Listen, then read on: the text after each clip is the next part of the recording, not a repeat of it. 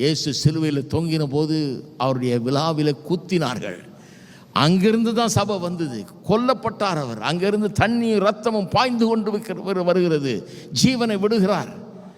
தம்முடைய சொந்த இரத்தத்தால் சம்பாதித்த சபை என்று, தேவனுடைய இரத்தத்தால் சம்பாதிக்கப்பட்ட சபை என்ற அப்போஸ்தலனாகிய பவுல் சொல்றாரு.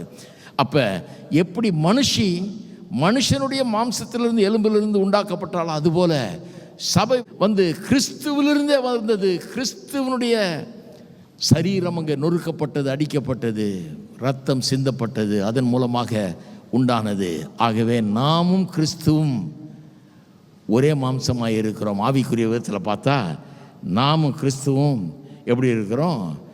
ஒரே சரீரத்தின் அவயவங்களாக இருக்கு. நாம் அவருடைய சரீரத்தின் அவயவங்களாக இருக்கிறோம். அவருடைய மாம்சத்துக்கு, அவருடைய எலும்புகளுக்கும் உரியவர்களாக இருக்கிறோம். இது நிமித்தம், இதனால தான் புருஷன் தன் தகப்பனையும் தாயும் விட்டு தன் மனைவியோட இசைந்து இவர்கள் இருவரும் ஒரே மாம்சமாக இருப்பாருன்னு சொல்லிட்டு அப்புறம் தான் சொல்கிறாரு, இந்த ரகசியம் பெரியது. எந்த ரகசியம் பெரியது? இதில் என்ன ரகசியம் இருக்குது?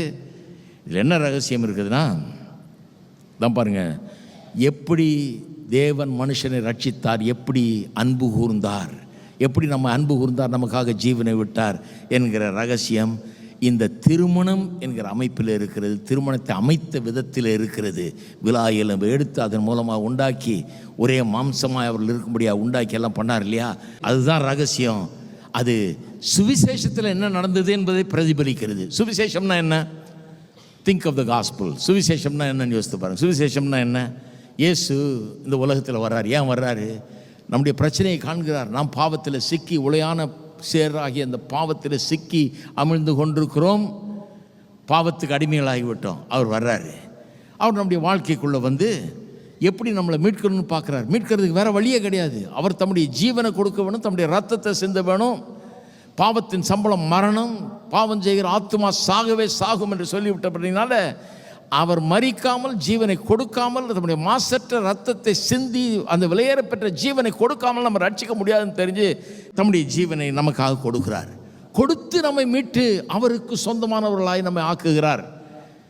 இப்போ அதன் மூலமாக அவருடையவர்களான நாம் இப்பொழுது ஒரு புதிய வாழ்க்கை பயணத்தை தொடங்கி இருக்கிறோம். என்ன ஜேர்னி இது? என்ன விதமான பயணம்? எதை நோக்கி போய்கொண்டிருக்கிறோம்? ஒரு பூரணமான, மாசற்ற, பிழையற்ற, கரைதிரை இல்லாத அப்படிப்பட்ட ஒரு நிலைக்கு, பூரண நிலைக்கு, மகிமையான ஒரு வாழ்க்கைக்கு ஒரு நாள் அவருக்கு முன்பாக அப்படிப்பட்ட ஒரு மனவாட்டியை நாம் நிறுத்தப்பட போகிறோம். இன்றைக்கி ஆரம்பிச்சு